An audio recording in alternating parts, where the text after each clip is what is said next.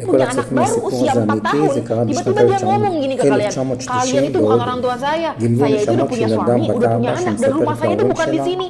שהיא Ini נשואה beneran לאדם kejadian di איקס India. When וזו Shanti died שרחוקה and was ממנו 4 בערך years 100 old, she began קילומטר speaking about her ושיש לה past ילדים life. ושהיא מכינה אוכל Shanti took אחר a bit וכו'. longer than many תראו את others כל to learn how to הסיפור speak, בהמשך של but once she did, she הסרטון, began to יש tell לכם את vivid התרגום stories. של מה שאומרים कि על पुनर्जन्म הבחורה, वा על הילדה הזאת. reincarnation possible था त דניאל הנביא הוא גלגול Shanti נשמות, Devi's reincarnation וכך story כתב על part דניאל 2. הנביא, ואתה After לך she לקץ revealed all of ותנוח, this information, her ותעמוד uncle לגורלך found a man לקץ in הימים. this town אז מי with שרוצה the לשמוע את same הפירוש name, המלא, whose wife שיעקוב lived אחריי, and הוא had ידע. died the year before Shanti was born. He confirmed all of her stories. In order to put Shanti to the test, she was shown one of Nath's relatives and was told that he was her husband. Long before alliances were formed. Do you believe in reincarnation?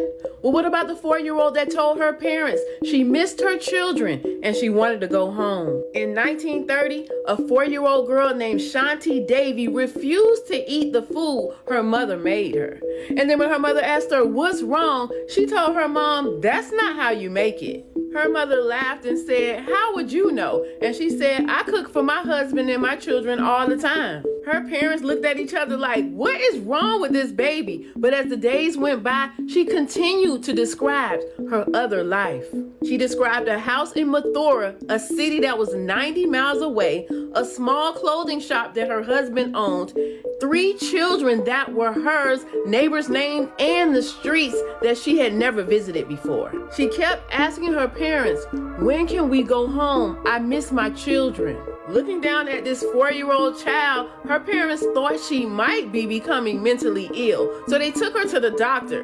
But when the doctor evaluated her, he said that there was nothing wrong with her, except he didn't know why she was making up these stories. By the time she was 7, Shanti's stories became even more elaborate. She described the details of the interior of a home that she had never seen. And then she spoke about giving birth, details that no 7-year-old child should ever know. She said she was in so much pain and she was trying to stay so that she could see her children one more time. But after the baby came, everything just went dark.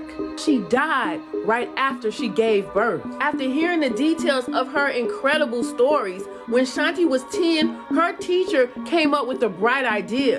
She decided to write to the man that Shanti was describing at that same address that she said to ask him if the details of her stories were true. Did he really have a shop? And did he have a wife that died 10 years earlier?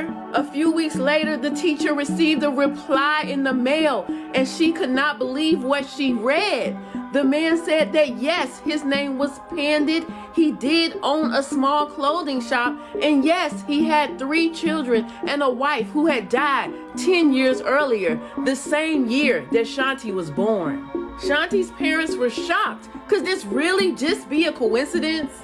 Shanti's former husband, Pandit, couldn't believe the letter he received either, and he decided to make a test by sending his cousin over to Shanti's family's house to see if the girl would recognize him. Pandit's cousin made the trip to Shanti's family's home, and when he knocked on the door and introduced himself as Pandit, Shanti's former husband, she looked at him and said, "You're not my husband, you're his cousin." The cousin went back and told her former husband, Pandit, something strange is going on. So Pandit decided to make an unannounced visit to Shanti's house himself. Made the trip to her city without telling her he was coming. And when he knocked on the door, Shanti answered it and she ran straight to him, but then she stopped herself as though she was remembering that she was still in the little girl's body. She looked over at him and said, "You came, I knew you would." As Pandit continued to visit Shanti and her family,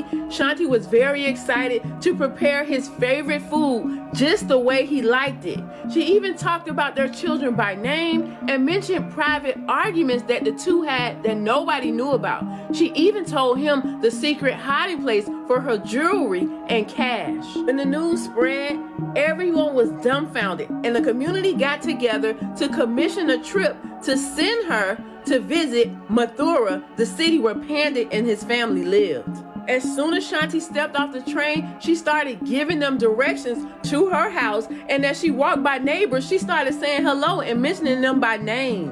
When she stepped inside Pandit's home, Her 3 children were standing there, and they were older than she is now, but they were curious about this little girl. She looked at each of her 3 children and said, "I'm sorry I left you. I didn't want to." After saying her goodbyes, Shanti and her family went home. Shanti grew up happily. She never married. She said she never wanted to because she had already been married to Pandit and she didn't want to be married to anybody else. Every part of this story was documented by journalists, psychologists, and doctors, and nobody could come up with an explanation for how this could happen, except maybe that reincarnation is real.